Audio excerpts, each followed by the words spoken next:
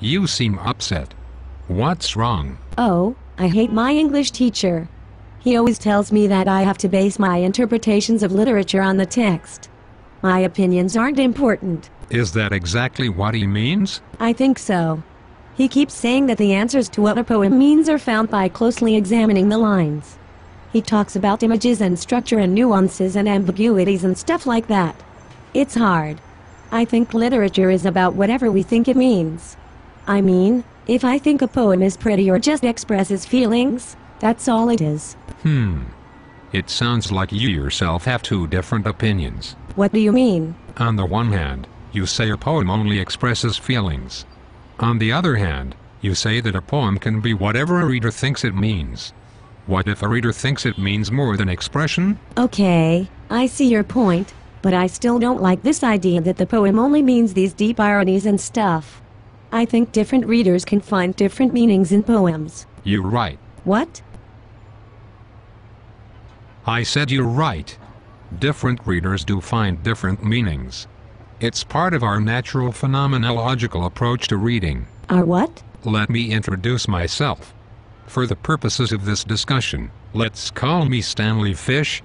As of right now, 2011, I am teaching at Florida International University.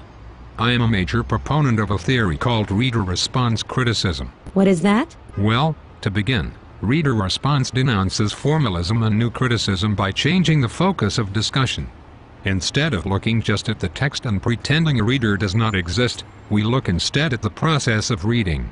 In other words, we look at the space between a text and the reader, the interaction between them. Meaning happens in that space when a poem or story encounters the mind of the reader. Now that sounds like what I was talking about. The poem means what I say it does. Not exactly, no. But it does mean what the structure of your mind allows it to.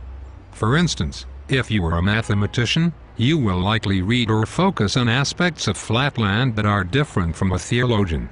If you are a Victorian, you will read Flatland a bit differently than if you are a student in Chisnell's AP class. That makes sense. It's why students hate Shakespeare. He doesn't speak in English. They might have liked him back in the day, but today he's worthless. That may be, but it's not exactly what I'm talking about. I am talking about how the meaning of a text is made, not whether or not a reader likes or hates a text. It's true that a reader's judgment will be part of that meaning, but we do expect readers to form their opinions based upon the text, not just an excuse to avoid reading. That's cold. No, just true. The name, reader response, begins with the act of reading. Otherwise, it would be called whiner response. And I was beginning to like you too. Listen, if you want to understand reader response criticism and phenomenology, you would do well to be honest about your work. Okay, so let's suppose you are reading a book like Flatland and you are a modern female. You might focus more on the short portions of the book which regulate women to lines and protest the sexism in the novel, even though Abbott designed the novel around a geometric and spiritual epiphany.